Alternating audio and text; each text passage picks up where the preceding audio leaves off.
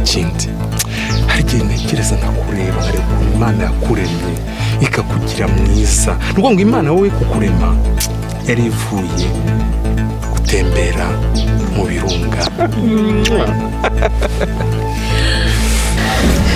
Ubu ngubu tuvugana ahangaha Tania namaze kumupangira gusa amaraso ye iminsi 2 yonyine aramaze kunyobwa n'imbwa. niba wemeza kubizima hano mu utayitwaye ahandi ntanuce kubishaka turajya rero wagiye kubishaka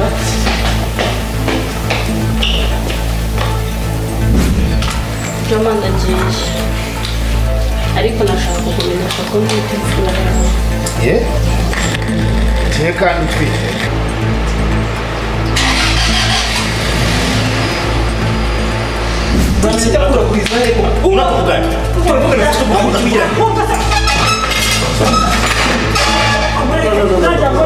ariko ndi sister wa James nkabona murumuna wa Jane. Kuki? Ariko nyine papa, ubu nyine nabikemuye nashaka igisubizo nk'intore humura. Ngubu ibyangombwa bya company ndabifite mu kiganza. Hari igicucu. None se ibyangombwa ufite udafite uburenganzira ariko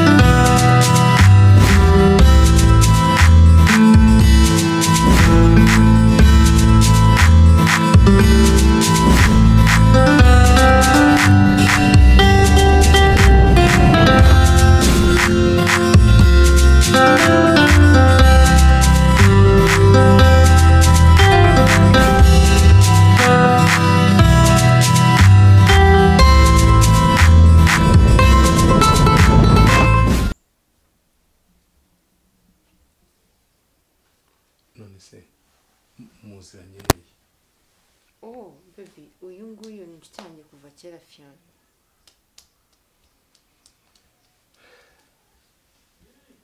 Siko batajyuga nitweshywa byinshi. Anete nishire wawe gute? Fio uyu niwe nakubwiye mubyari imfura yanjye kandi turi no kwitegura kubana deja. C'est pas possible. Papa wafia. Umugore no gututazi amaze imisaherera. Anete twavugana hanze gatoya. It's okay. Turaje gato. Okay, ntakibazo.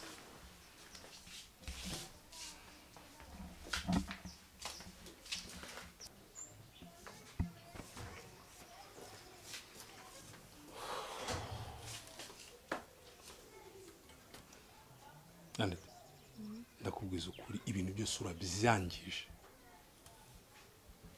Gahunda zose uzishyize hanze. Gute twumvise ko twabyaranye.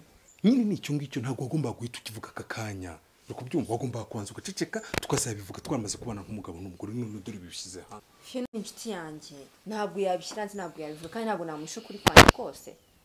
Ariko ibyo ngibyo byo kuvuga ngo yagwabyaze ngo ni inshuti yawe n'ibiki byose ndakubwiza ukuri kuri senya gasa nta nshuti baho. Inshuti ya mbere ni Imana yonyine. Hani wimera gutyo Fiona ndamwizeye kandi cyane. Reka nkubwize ukuri. Twariye Twanyoye zere ko wishimye. Ya ndishimye. So nagufatiye n'icyumba cy'ibihumbi 50. What? Ya nishi icyumba cy'ibihumbi 50. Urumva ko ngomba kuma bya bintu tu. Ibiye bintu bivuga mu mazina yabyo ntabwo ndi gusobanukirwa ikintu ushaka kumbwira. Umwana mwiza, umukozi mwiza, uteye neza. Umva ibindi nyene nka boss. Ushatse kuvuga iki boss? Ntago nabica kuri umukozi wanjye ndashaka ko turyamana. Ntago nakora ibintu byose mba nkora se mbikorera ubuntu. Nyeka ko ibyo unkorera nakazi mba ndimo keretse wenda bari kuvuga ngo ushaka kunyongera umushahara naho ibi ngibi se ibintu bisanzwe. Njyewe Jamali kukongeza umushahara that's easy, n'umushahara nawe ukongeza nta kibazo. Bose mu byubahiro byanyu njyewe ubwambure bwanjye uzabona umugabo uzabanciza mu mago yanyambitse impeta. Nago nakwemera guta agaciro kanjye hejuru yuko ngo mukorera no ntago bibaho nagaruko bandeze mu rugo. Cyo nakubwira Ketia uramukuta utampaye ibyo ngusabye none hazi isaha ubu tuvugana bitumvira mu kazi ugende nta kazi ugishaka. Nje Ketia ko kujyana iryamane nawe boss uzapfura indagiye. Ibyo ngusabye se bidasobanutse n'ibi kakagura igiguzi kozi biki gihe mwabaye nite. Jama uzapfura indagiye mugabo utiyubaha gusa. Kakagura iki gihe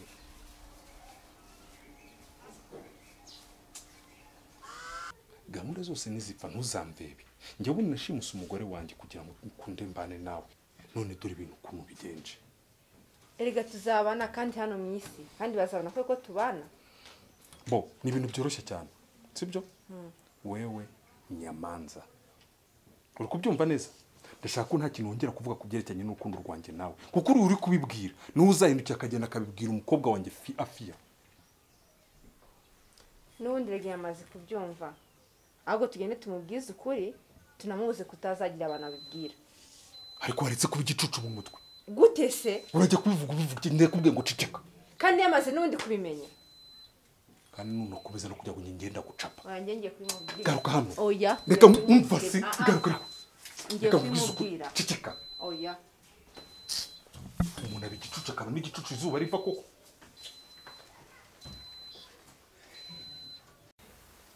Ya bro ni byiza ko wemeye utumire naguhaye ukangeraho maze tukaba tugiye kuganira. Hari ibintu byinshi nagira ngo tuganire kandi byagufasha nawe. Gusa naciye ku ruhande cyane. Icyiza nuko ugiye kuba muramu wanjye twumvikana tuziranye sibyo? Dusa twabanyeho buriya iriya minsi ntabwo ari mike numvikana. So ikenge naragikunze sinakubeshya. Gusa ikintu najya nkubwire utazacyumva n'ahandi cyangwa mu bundi buryo kikakubabaza kuri sheri wawe ya mwana burya hari ubuzima tudahuriyeho buriya. Ni iki mudahuriyeho? Afite ntako tuvukana neza. Wadage ngo ufite ubukwe?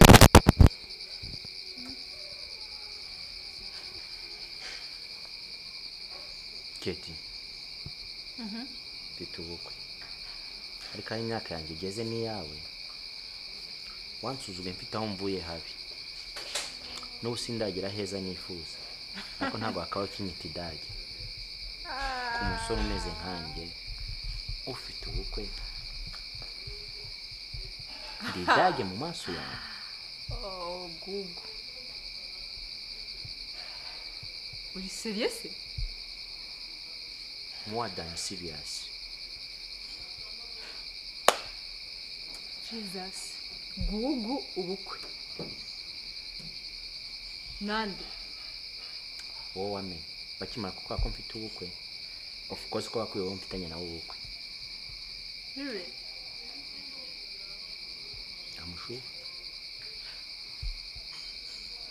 none se gu bega wowe dore waniyandushe hano hantu umva. None se ubwo wowe none se gute ujya gufata abandi bantu bo hirya akaba ari abantu mupanga mariage usize abantu ba hafi yawe?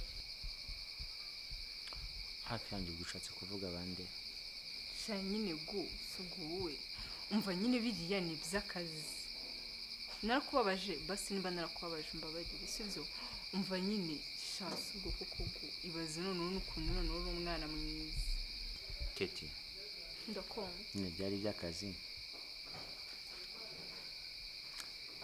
basi se wari warankunze sha umva nyine mana yanjye umva uritonda uri umwana mwiza sha usinucisha make urabizi se basi twibanire none uramureke none ntabwo bimeze neza muri famiye y'iwabo mureke James nahoze nguhamagara telefone yawe nayibuze wari uriye namarizo wenda simbizi cyangwa uri mu rusengero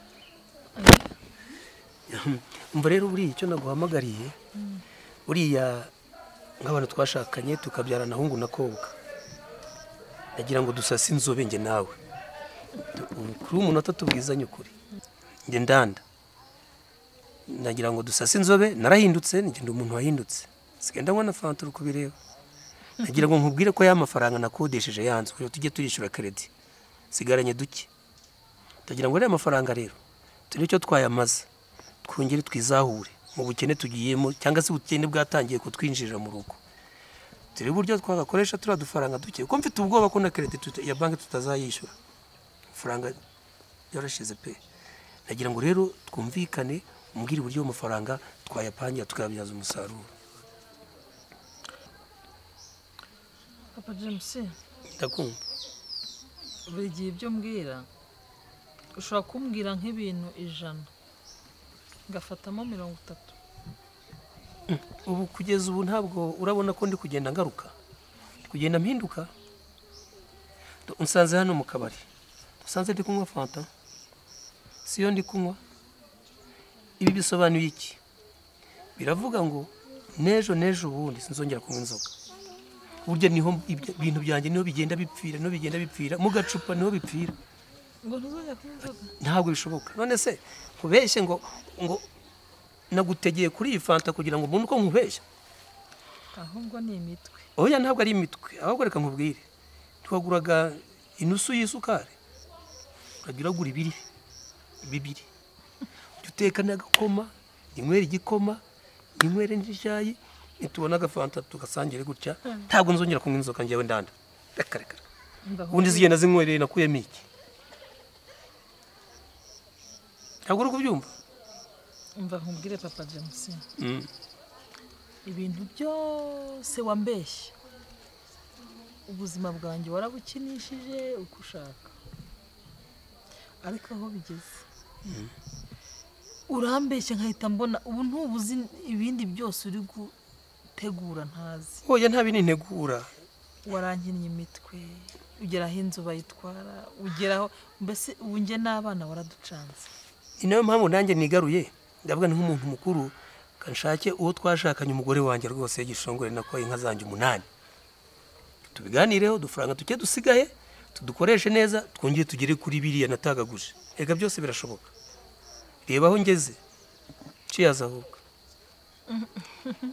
urabyanze kubera ko ndi kukubeshya ndakubwiza ukuri ntabwo Papa James ibyo wambwiye byose wagosoreye mu rucaca ukuri cyane namaze kukumenya nacurangiye abahetsi nibyo uvuze uriwe nacurangiye abahetsi namaze kukumenya uriwe ukomeje gahunda yo kugana inkiko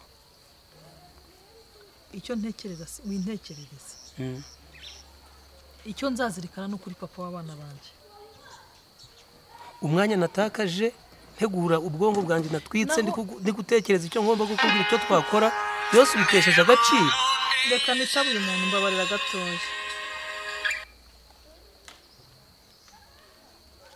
Rwanda reka nze mbe mfunzeho mbanze mvugane nawe ngira rwose nguteze yombi reka nkubwire ni kenshi wakinnye ariko vuga neza ibintu binyoreza umutima wanjye ugatuza rwose urashaka ko ugasubira mu gitereko koko urashaka ko mvugana ko nkubwira ibijyanye n'amarangamutima yawe sibyo ushaka ariko siko biri nyemerera gusa nushaka ntuza ariko unyemerere ko ibyo nagusabye ubyemeye nyine niba wari warankunze twakwibanira sha nyine nuko nazi ko ibyo uri kuvuga so koko sha nyine ntabwo mbizi uri seriye more than serious ubyemeye twabana mana yanjye mbega oya shaguye nyine shaguryo Keti ntabwo kinisha twarakoranye kwa Jamali uri umuntu mwiza ndabizora waramwenye no kubintu shana ntabwo ngibyo byo ntabwo nabikora ntabwo ngiye naryamana n'umuntu utaranyambika impeta ntabwo bibaho ntabwo mu rugo ruko bandeye sasa mbwira Tony mukatire twibanire shansugo ikibazo nyine ushobora kuba nyine ushaka kugira nyine undebe mu mutwe gusa nyine basi ibyo bindi byabaye byirengagize kuba naragufataga kuriya sibyo nuko byarakaze Keti Silas wakwema ko nkubera umugabo sha ubwo koko nukuntu twabanye subwo nabyangamireye hehe sha suguma nanjye umva nyine basi nyine urumva nyemerera ume umwanya ninzira usanzwe umuzi Tony ndamuzi uriya mukobwa uhora ukuramo amada kwemera ntabyo uzi Keti ako ntabonana n'umugabo sha umva mubwire umva uriya mukobwa wahora ukuramo amada kandi igihe wisha ntabwo ndaryamana n'umugabo narubwo nakura n'iryo kosa azura umusenzi he asoni ubwo uraje mu maso yanjye ngo nukuntu umwana mwiza ngo nukuntu mwiza ngende mwiza mu maso yawe waranyisimbwe kanyita igicucu kanyita ingegero kanyita umuhirimbiri narimbizi urabona umukobwa nkanjye urabona umukobwa nkanjye listen Karo reka gato nkubwire kweke mukunda abantu batangiye kugaragara wicaye ku modoka hejuru nyine umeze neza jyamo nkugeze imbere mu rugo sibyo nta nubwo imodoka ari yacu ni ya company yanjye nafunguje nshyashya yitwa SUSA Garden jyamo nkugeze imbere mu rugo then utahe ariko ngewe mani njye urabona najya mu modoka yawe mfite ubukwe urabona najya mu modoka yawe yanjye sugira n'icugutu siyo ni modoka rushaje rutanuka ngo njye nanga wa ngo ameze nk'ingegera kuri sundi nkura yagafashe gute ejo bundi yari umuzamu